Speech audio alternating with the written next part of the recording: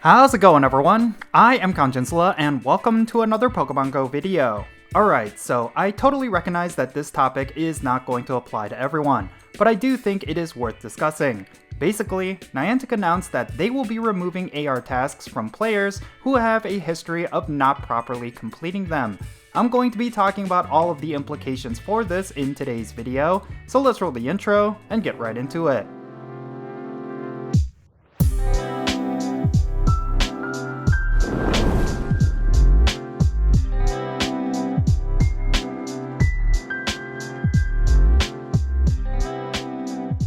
Okay, let's talk about this. So, I really don't know how to feel about this particular thing from Niantic. On the one hand, I think it shows just how out of touch they are with their own game and the various features within it.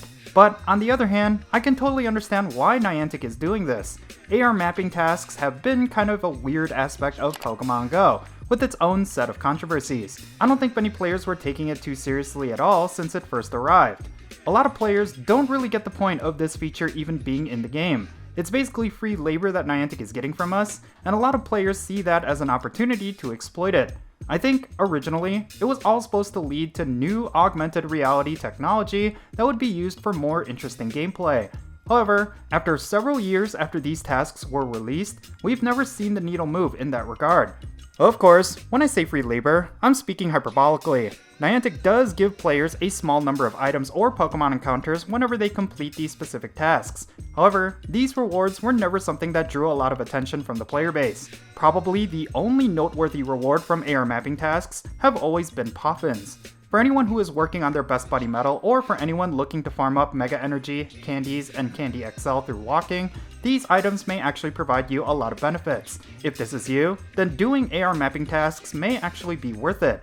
Rather than spending Pokecoins for this particular item, being able to get them for free through AR mapping tasks was always the way to go. But regardless of that, this has never been a feature at the forefront of the community's interests. I mean, if Niantic were to add better rewards for these tasks, I'm sure it would have been more relevant. Now, for the few players who actually do care about these tasks, things are about to get a bit trickier. A common practice for anyone who actually does AR mapping tasks is to provide low quality scans in order to get them done quickly. For example, I've actually heard of players covering their phone cameras with their fingers so that the upload size would be small. They would also not be required to move around aimlessly scanning the point of interest. Speaking of which, I always thought that was a huge downside to doing AR mapping tasks. The fact that you need to physically move around the object scanning it with your phone in order to properly complete these tasks could lead you to situations of receiving ridicule and misunderstandings. I mean, imagine you're doing an AR mapping task in an area where there are children. I'm sure some concerned parents would want an explanation for what you are doing.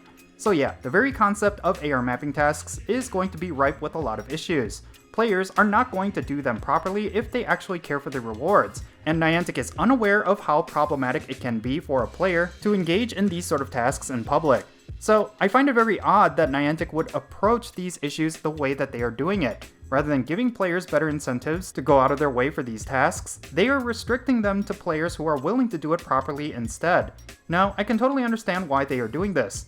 For one, I'm sure they are not getting enough AR mapping data, and for the data that they are getting, I'm guessing it is all trash. If Niantic needed this data for some future AR technology, then they probably want the quality of these tasks to be much better than they probably are. Here's the thing. I'm all for them trying to get players doing better AR mapping tasks, but I also think they need to make the incentives for doing so much better than they currently are. If the rewards are stellar and the requirements to get them involve good quality AR scans, then players will go out of their way to do them. So if Niantic's goal is to get better AR scans for some future AR technology, then this is a really good direction that they should go. Now, there's another interesting byproduct of this entire thing. For some players, they are not even interested in completing AR mapping tasks, and they could find it frustrating that they are getting them instead of regular research tasks from Pokestops. Well, this could actually be a way for those players to no longer get those pesky AR tasks. If they purposefully submit bad quality AR scans, then they could eventually get locked out of ever getting those AR tasks from Pokestops and gyms. Therefore, in theory, they would only get the regular field research, which they wanted to begin with. So that could potentially be a thing out of all of this. I don't know how many players would actually want to do that, considering that eventually they would probably want POFFINs, but it is something that Niantic should keep in mind whenever they do restrictions like this. At the very least, they should add an option to turn off AR tasks in the options menu. That would probably be the best scenario for those players. I think something very important that the players need to realize out of all of this is that it seems like Niantic is not playing around. While it's true that they have been cranking out a ton of really good content lately, I do think we as players have to play our part as well. I'm not saying we have to play ball whenever they make decisions like this, but I do think it would be good for us to just simply understand their point of view.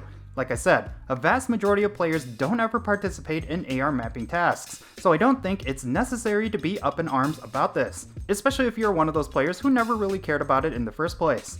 At the very least, I'm actually interested to see if Niantic actually does bring out some new AR technology and gameplay. There really hasn't been much when it comes to augmented reality in Pokémon Go over the years, which is ironic because this is an AR game. If Niantic starts to get some really good AR data, we might be seeing some new forms of gameplay coming to the game really soon. I actually think whatever it is that they have been cooking when it comes to AR was the intended feature for Kecleon's release. But of course, we are getting the Hoenn Tour event this weekend, so they needed to get Kecleon out one way or another, so that is kind of a bummer that we never got to see what could have been. But I still have a lot of rebuilt trust in Niantic. At least for this year, they've been slowly proving themselves and rebuilding that relationship with the community. Of course, they still have a long way to go, but hopefully we can help them get there with some constructive feedback. At the very least, for AR mapping tasks, I do think some improvements need to be made alongside all of these restrictions that they are adding. Hopefully, Niantic is fully aware of that, otherwise, they will probably continue to get very little AR data, and we will continue to roll through this cycle of never getting new features. Like I said earlier, they just need to up the incentives. Only then will they get players on board for getting them good scan data. The occasional free POFFINs are just not enough. But in any case, that's going to be it for this video. I would love to know your thoughts regarding all of this down below. Are you okay with these new restrictions, or are you completely against them? Are you someone who does these tasks for POFFINs? Let me know what you think down below in the comments, and let's have a great discussion. And if you ended up enjoying this video, be sure to hit that like button and subscribe if it's your first time here, and don't forget that little bell so you can stay up to date on whenever I upload videos. And I want to give a quick shout out to my patrons on Patreon. You make this channel content possible. If you want to support my channel in any way, big or small, then be sure to check out the links in the description below. For all my patrons, they get a permanent spot on my in-game friends list. So if you want to interact with me in some way, like with remote raids, then do consider becoming a patron on my Patreon. But yeah, that's going to be it. I'm Jinsula. Be safe, have fun, love yourself, and I'll catch you all later.